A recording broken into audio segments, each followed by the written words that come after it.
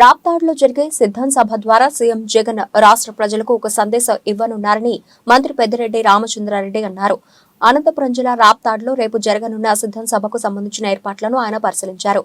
ఈ కార్యక్రమంలో ఎమ్మెల్యే ప్రకాష్ రెడ్డి, జిల్లాలోని పలువురు ఎమ్మెల్యేలు, ఎంపీలు, ఇద్దరు ముఖ్య నాయకులు పాల్గొన్నారు. రాప్తాడ్లో నిర్వహించబోయే సిద్ధం సభ ఎన్నికల సభగా నిర్వహిస్తున్నట్లు మంత్రి పెద్దిరెడ్డి రామచంద్రారెడ్డి తెలిపారు. సభ అనంతరం వైసీపీ ఎన్నికల ప్రచారం ఊపందుకుంటోందన్నారు.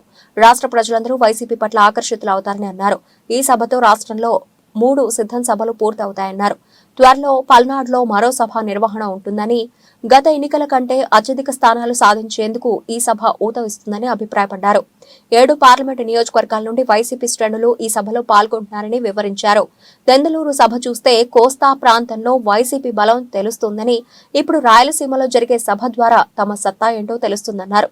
రేపు జరగబోయే సిద్ధం సభ 1 గంట తర్వాత ప్రారంభమవుతుంది.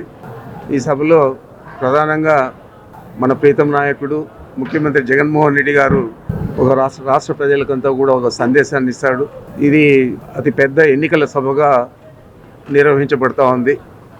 తప్పకుండా రేపు జరిగే సభ రాష్ట్ర ప్రజలందరికీ కూడా, ముఖ్యంగా వైఎస్ఆర్ కాంగ్రెస్ పార్టీ శ్రేణులకు మంచి సందేశాన్ని ఇవ్వబోతా ఉంది.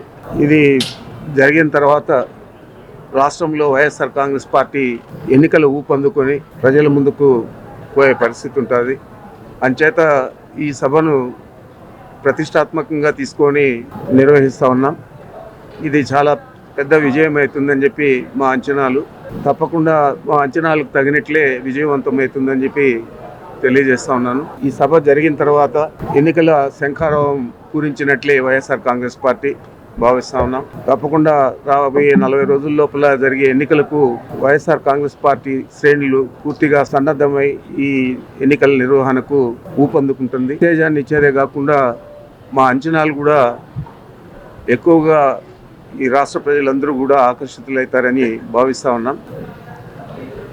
ఈ సభ విజయవంతమైన తర్వాత రాష్ట్రంలో 3 ప్రాంతాలలో ఈ సిద్ధం సభలు పూర్తి అవుతాయి. 4వ ప్రాంతంలో తిరిగి మళ్ళా పల్నాడులో జరగబోతుంది. ఈ 4 సభలు అయిన తర్వాత అంతలోపలే ఎన్నికల కోడ్ కూడా వస్తుందని ఆశిస్తూ ఉన్నా.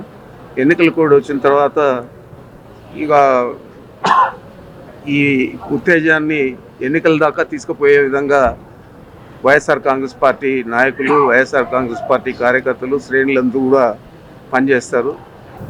మరి ముఖ్యమంత్రి గారు ఇచ్చే సందేశం కూడా ఎన్నికలను ఉద్దేశించే ప్రధానంగా ఉంటుంది కాబట్టి తప్పకుండా వారి సందేశం కూడా రాష్ట్ర ప్రజలందరికీ కూడా ఒక మార్గదర్శకంగా చెప్పుకోవచ్చు.